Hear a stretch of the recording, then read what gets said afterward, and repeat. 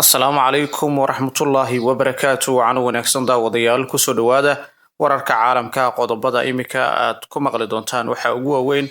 banaanbaxyo ka soconayo magaalada Tel Aviv ee Israel oo lagu dalbanayo joojinta dagaalka iyo xorriyadda maxaabiista. Venezuela oo ciidamo u dirtay xadka Colombia xilli markabyo Mareykan ay ku biireen howlgalka ka dhanka qowleysatada ka ganacsata daroogada. iyo Australia oo ku eedeysay Iran in ay soo agaasintay weerar ka dhan ahaa Yuhuudda waxayna musaafurisay safiirkii Iran u fadhiyay gudaha dalkaasi Israel Australia. aynu ku bilownay Israel waxaa ka soconaya banaanbaxyo waaweyn oo lagu dalbanayo in lagu sii daayo maxaabiista iyo in la joojiyo dagaalka ka socda Gaza. Banaanbaxyadan ayaa ka socda gudaha dalka iyadoo magaalada Tel Aviv lagu qorsheeyay mudaharaadyo maalinle ah oo soconayo maanta. qabanqaabayaasha oo badankooda ay yihiin qoysaska maxaabiista weli ku jira gacanta Xamaas ayaa sheegay in ay ku baaqayaan in heshiis lagu soo furto maxaabiista la gaaro, sida uu sheegay ururka qoysaska maxaabiista iyo kuwa markaasi la haystayaasha oo mudaharaadyo badan halkaa ku qabanaya ayaa lagu qaban doonaa saldhigga dhexe ee Savido ee Tel Aviv ka hor inta aan socod lagu gaareen bartamaha halka loo yaqaan Hostage Square, halkaasi oo maanta lagu soo gabagabeyn doono mudaharaad ballaaran oo ay hogaaminayaan qoysaska maxaabiista. Subaxnimadii hore ee saaka dibadbaxayaashu waxay xidheen wadada weyn ee Ayalon Highway ee Tel Aviv, taasi oo qabanqaabayaashu ay ku tilmaameen maalin ficil xoogan oo joogta ah sida ay qortay warbaahinta The Times of Israel. wargeyska Haaretz ee halkaasi fadhigiisu yahay ayaa ku waramaya in mudaharaadayaashu ay isugu tageen guryaha qaar ka mid ah wasiiradii hore ama wasiirada sare oo ay ku jiraan wasiirka arrimaha dibadda, wasiirka waxbarashada, wasiirka istiraatiijiga iyo wasiirka hal-abuurka ee Israel. dhanka kale Canada, Masar iyo Iran iyo Sacuudi Carabiya ayaa ka mid ah dalalka cambaareeyay weeraradii shalay Israel ay ku qaaday cisbitaalka Nasir, kuwa oo lagu dilay ugu yaraan 21 qof oo ay ka mid ahayeen 5 suxufi, waxaana Tehran ay ku tilmaamtay dambi dagaal oo arxan-darro ah in ay ku dhaqaaqday. ururada xuquuqda aadanaha iyo kuwa gargaarka bini'aadanimo ee caalamka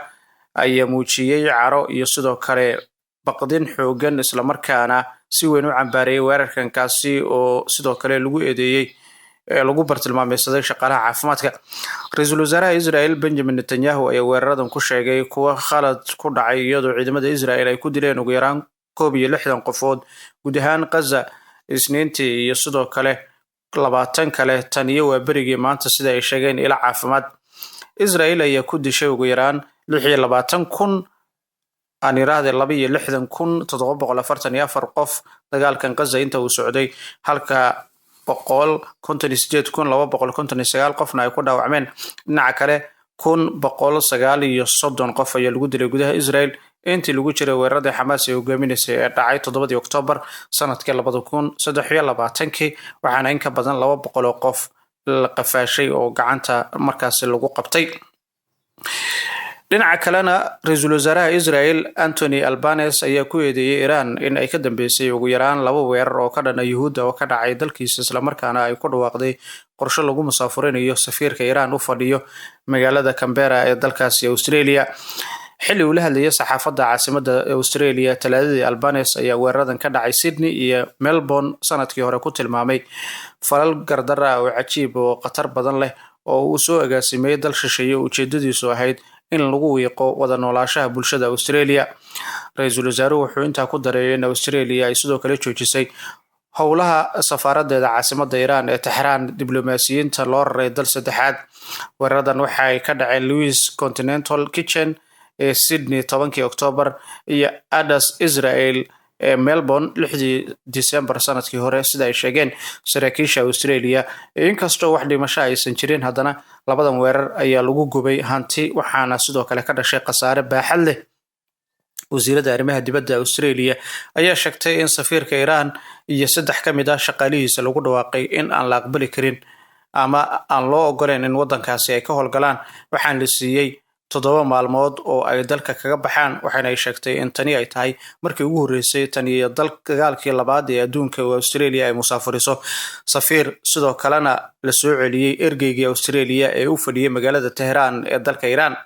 si kastaba ahaatee waxa ay sheegtay in dowladda albanes ay sii wadi doonto xiriir diblomaasiyadeed oo xadidan si ay usoo ilaaliso danaha Canberra, waxayna kula talisay muwaadiniinta reer Australia ee ku sugan Iran in ay kusoo laabtaan guryahoodii. waxay kaloo uga digtay dadka qorsheynaya safar dhanka Iran in aysan u safrin. sidoo kale waxaa hadda la baaraya suurtagalnimada in markaasi hay'adda islaamiga Iran in ay ku lug leedahay weeraro kale oo ka dhan ah Yuhuudda tan iyo markii uu bilowday dagaalkii Israel ee Gaza bishii Oktoobar sanadkii 2023, balse waxa uu ku adkaystay inuusan aaminsaneyn in Iran ay ku lug lahayd dhammaan weeraradaasi.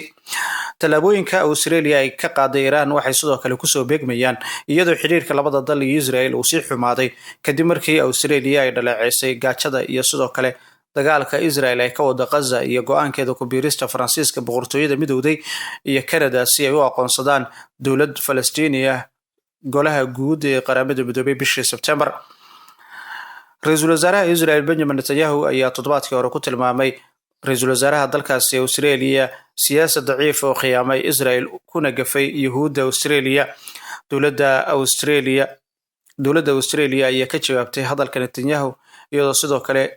wasiirka arrimaha gudaha uu yiri in xoogga aan lagu cabirin inta qof ee markaasi la qarxin karo ama inta caruur ee la gaajeysiin kara ama macluul markaasi lagu qasbi karo inay ku nuglaadaan. Australia waxay sidoo kale kansashay fiisaha xildhibaan ka tirsan xisbiga midigta fog ee Israel oo isla markaana kamid ahaa dadka taabacsan reer Israel ama Yuhuudda isla markaana ka tirsan xukuumadda Netanyahu, iyadoo walaac laga muujiyay khudbad safar oo ku tagi lahaa Australia oo lagu sheegay inuu doonayo kala qaybin dhanka Israel, waxaana ay ka jawaabtay Israel iyadoo ka laabatay fiisooyinka diblomaasiyiinta Australia ee u shaqeynaya maamulka Falastiin. agaasimaha macadka daraasaadka Australia jaamacadda qaranka Australia ayaa u sheegay Al Jazeera niraahde in tallaabooyinka Albanese uu ka qaaday Iran inay ka qayb ahaan ku xidhnaan karaan rabitaanka xukuumadda inay muujiso adkaysi ka dhan ah nacaybka Yuhuudda ee dalka ka jira. waxa uu sheegay in hadalka Netanyahu cadaadis u saarayo dowladda maadaama ay jirin bulsho Yuhuud xoog leh oo Australia gudaheeda ka tirsan. ugu dambeyn, Venezuela ayaa ku dhawaaqday in 15,000 oo askari ay u daadgureynayso xadka ay la wadaagto Colombia si loola dagaalamo kuwa ka ganacsado daroogada xilli Mareykanka lagu soo waramayo in uu 2 markab oo dheeraad ah oo dagaal u diray halka Caribbean-ka loo yaqaan ee koonfureed ee qayb kamid ah howlgal ka dhan ah qaar kamid ah dadka qowleysatada daroogada ka ganacsatay ee ka tirsan Latin America ku nool yihiin halkaasi. wasiirka awoodda shacabka arrimaha gudaha Venezuela ayaa Isniinta ku dhawaaqay in ay 15,000 oo askari ay u diri doonto gobolada Zulia iyo sidoo kale Sashira oo xadka leh Colombia si loo xoojiyo ammaanka halkaasi. waxa sidoo kale ay sheegtay in la kordhiyo ammaanka xadka ee Colombia loogu talagalay in lagula dagaalamo kooxaha dambiyada geysta isla markaana ku lug yeelan kara diyaarado ee aan duuliye lahayn qaarkood iyo ciidanka ilaalinta webiyada sida ay baahisay warbaahinta maxalliga ee Noticias loo yaqaan Venezuela ku waranto. waxa ay sidoo kale ku baaqeen in mas'uuliyiinta Colombia ay iyaguna tallaabo la mid ah noocan ay qaadaan si loo hubiyo nabadda xuduudda dhan. xoojinta ciidamada Venezuela ee xadka Colombia iyo imaanaysa kadib markii xukuumadda Trump ay ku eedeysay madaxweynaha bidixda u janjeera ee Venezuela inuu ku lug leeyahay ka ganacsiga daroogada gaar ahaana cocaine-ka loo yaqaano isla markaana uu la shaqeynayo qaar kamid ah qowleysatada ka ganacsada daroogada. mas'uuliyiinta Washington DC ayaa ku eedeysay labadan gaar ahaana Maduro iyo Campbell in ay la shaqeeyaan ururka ka ganacsiga daroogada